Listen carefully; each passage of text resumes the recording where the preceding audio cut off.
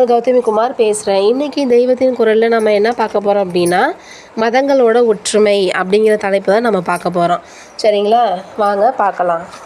எல்லா சமயங்களும் கடவுளை வழிபடுறதுக்கு தான் ஏற்பட்டிருக்கு.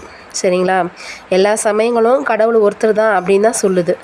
அந்த கடவுள் எந்த சமயத்தின் மூலம் வழிபட்டாலும் சரி, அதை நம்ம ஏற்றுக்கொள்ள தான் செய்வார். ஆனால் தாங்க பிறந்த மதத்தை விட்டுட்டு இன்னொரு மதத்தை தழுவ வேண்டிய அவசியம் கிடையாது. கோயிலும் சரி, சர்ச்சும் சரி, மசூதியும் சரி, இது எல்லாமே ஒன்றுக்கொன்று கட்டடங்கள் வித்தியாசப்படலாம். ஆனால் உள்ளே இருக்கிற விக்கிரகம் சின்னம் மாறுபடலாம். ஆனால் ஒவ்வொன்றுலேயும் சடங்குகள் கூட வேறு வேறாக இருக்கலாம். அனுகிரகம் செய்கிற பரமாத்மா மட்டும் மாறவே இல்லை.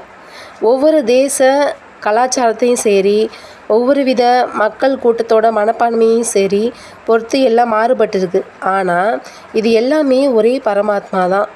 அவங்களோட மனபாவப்படி பக்தி செஞ்சு அவரை சேருவதற்கு வழி செய்கிறது தான். ஆனால் எவரும் தங்கள் மதத்தை விட்டு இன்னொரு மதத்துக்கு மாற வேண்டியது இல்லை. இப்படி மதம் மாறுகிறவங்க தங்களோட பிறந்த மதத்தை குறைவுபடுத்துறது மட்டும் இல்லாமல் அவங்க சேர்கிற மதத்தை கூட குறைவுபடுத்துகிறாங்க, கடவுளையும் குறைவுபடுத்துகிறாங்க.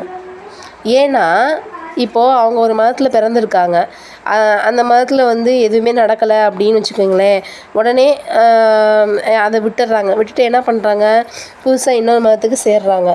அப்போ சேரும்போது சுவாமி என்ன சொல்கிறாங்க ஏன் அப்படின்னு நமக்கு தோணலாம். என்ன சொல்கிறாங்கன்னா, எல்லா மதங்களுக்கும் கடவுள் பொதுவானவர் தான் அப்படிங்கிற ஒரு எண்ணம் இல்லாமதனால தானே அவர் அந்த மதத்தில் சேர்ந்தோம்னா நம்மளை நல்லா இது பண்ணுவாங்க அப்படின்னு சொல்லிட்டு தானே இன்னொரு மதத்தில் சேர்றாங்க.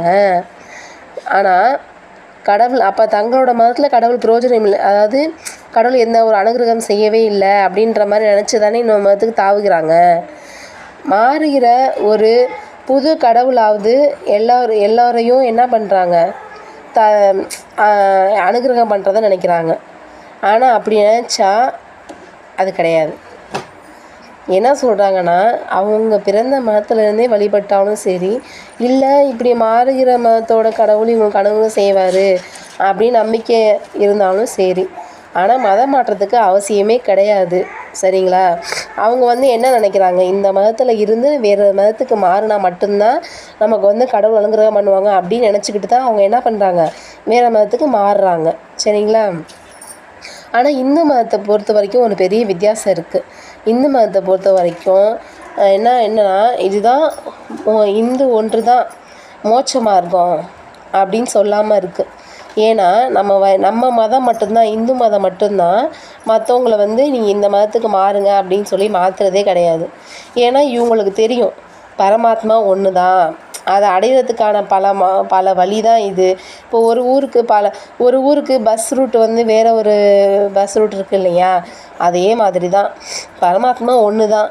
ஆனால் போய் சேர்கிற மார்க்கங்கள் தான் பல மதங்களும் சரி அப்படி அமைச்சு கொடுத்துருக்காங்க பரமாத்மாவை போய் அடையிறதுக்கு. சரிங்களா, இதைத்தான் என்ன சொல்கிறாங்கன்னா ஞானிகள் என்ன சொல்கிறாங்கன்னா, ஒரு ஹிந்துவாக பிறந்த ஒவ்வொருத்தவங்களுக்கும் பெரிய மனப்பான்மை இருக்குது, அதை குறித்து பெருமைப்படணும் அப்படின்னு சொல்கிறாங்க.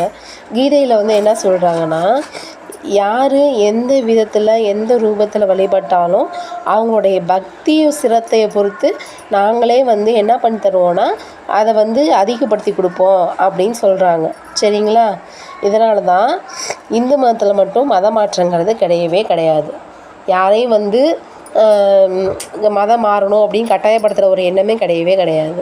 ஆனால் நம்மளுடைய இந்து மதத்தோட சரித்திரத்தை எடுத்து பார்த்தோன்னா அவங்க என்ன சொல்கிறாங்கன்னா, அதை நம்ம இந்து மதம் பிடிச்சு போய் தான் அந்த காலத்தில், அதாவது போர் நடந்த காலத்துலேயும் சரி, அந்த ஆங்கிலேயர்கள் ஆட்சி செஞ்ச காலத்துலேயும் சரி, அவங்களாம் விருப்பப்பட்டு தான் நம்மளுடைய இந்து மதத்துக்கு மாறியிருக்காங்க. தவிர இந்து மதம் எப்போதுமே ராஜாக்கள் வாழ்ந்த காலத்துலேயும் சரி,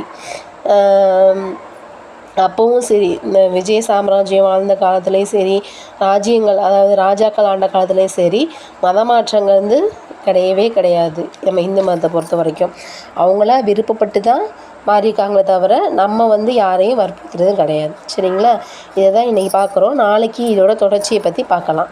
சரிங்களா, அது வரைக்கும் நன்றி, வணக்கம்.